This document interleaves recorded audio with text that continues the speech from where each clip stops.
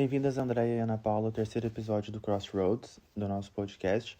No episódio de hoje, a intenção é entrevistar as duas e comparar as diferenças geracionais entre quem migra aos 20 e 60 anos.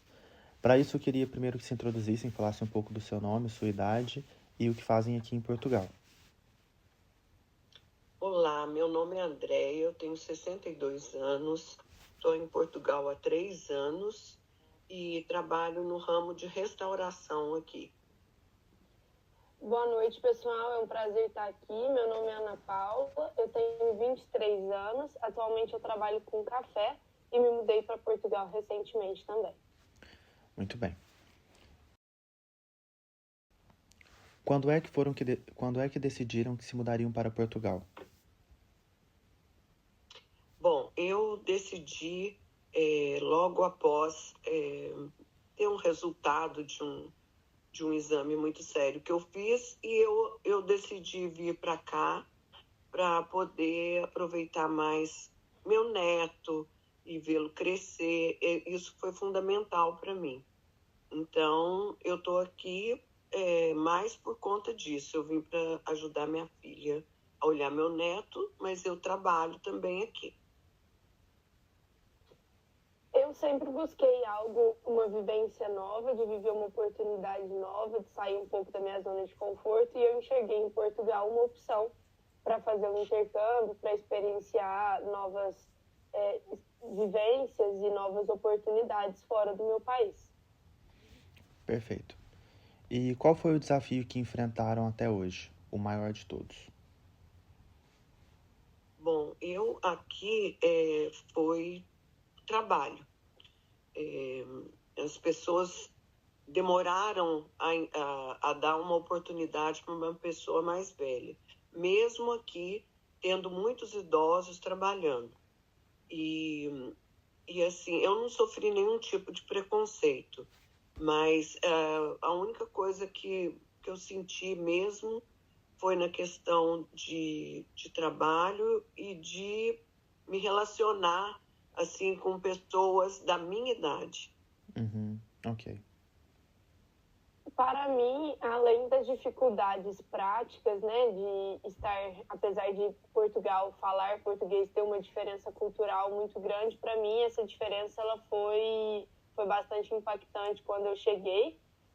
Acredito que o fato também de ter saído sozinha e mesmo estando sozinha não se sentir só, eu acho que também é um grande desafio para quem decide sair da zona de conforto e se mudar de país, e enfrentar novos desafios, enfim, se colocar à disposição de conhecer outras culturas, outras pessoas, diferentes métodos de vida. Então, acredito que para mim, para além dessas questões práticas do próprio trabalho, do idioma, acho que essa solidão também, esse fato de você aprender a viver fora da sua zona de conforto foi um grande desafio para mim. Perfeito. E qual foi o ponto mais positivo de terem se mudado? Eu achei que assim, eu tive um novo começo, uma nova oportunidade de aos 62 anos começar tudo de novo e ter a certeza que a gente consegue, né? Eu consegui, demorou um pouquinho, mas consegui o meu trabalho, eu moro sozinha, isso para mim é fundamental, porque eu ter meu espaço, eu me sinto assim mais viva, mais proativa e como é que fala? Socializando com as pessoas, eu gosto muito disso. E aqui foi esse ponto, que eu estava muito sozinha, né? E aqui agora eu tô assim podendo trabalhar com coisas que eu gosto. Eu acredito que ter uma experiência de vida fora te permite entender os seus limites e as suas capacidades para além, né, dos contornos que a gente está acostumado a viver quando a gente está em algumas zonas de conforto. Então, para mim, foi muito positivo ver o meu posicionamento diante de desafios, de questões, de como eu também tinha a possibilidade de resolvê-los assim, na medida com que eu fosse enfim, aprendendo a viver longe, né, dos meus, assim, eu diria. Então, acho que se ver como capaz, se ver próximo de conhecer a vida por um outro olhar, eu acho que é uma das grandes alegrias que eu carrego de ter tomado a decisão de ter saído do Brasil. Ok. E vocês sentem que Portugal mudou desde que vocês chegaram? E vocês acham que Portugal mudou desde que chegaram? Ou seja, 1 ano e há 3 anos atrás? Sim, no meu caso, por ser 3 anos, eu notei assim que as leis aqui mudaram, favorecendo não, desfavorecendo, né, o imigrante, tornando mais difícil, não que eu acho que seja, como é que fala? Eu acho que eles têm uma certa razão, mas mudou muita coisa, e o custo de vida também mudou. Eu acho que é mais isso que eu senti, sabe? É isso. No meu caso, mesmo que em menos tempo, eu também consegui ver uma diferença nesse 1 ano desde quando eu cheguei. Eu acredito que essas políticas migratórias realmente hoje elas têm se tornado cada dia mais difíceis de acesso, principalmente para pessoas, né, sul-americanas. Então, eu acredito que a Europa como um todo tem adotado políticas nesse sentido. E Portugal, especificamente, em Aveiro, que é onde eu moro atualmente, eu acredito que, mesmo tendo sido menos tempo, né, apenas 1 ano, eu também consegui perceber algumas mudanças no país. Acredito que a Europa como um todo tem adotado políticas migratórias mais restritas para imigrantes, principalmente para imigrantes do sul global. Eu acredito que também houve mudanças, apesar de ter sido com menos tempo, né? Eu consegui perceber certas mudanças no país.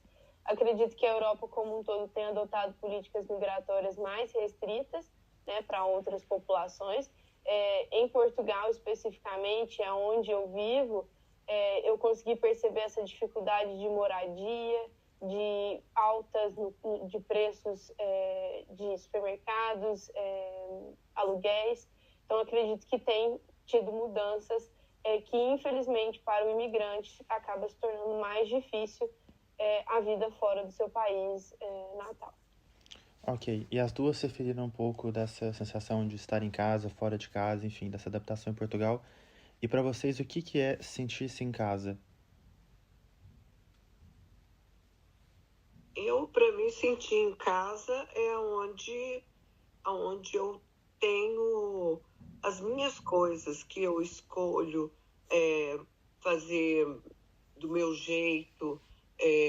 Não sei se é exatamente isso que cada um... Eu me sinto assim, eu tenho que ter as minhas coisas, ficar com a carinha do meu jeito, meu cantinho, tudo.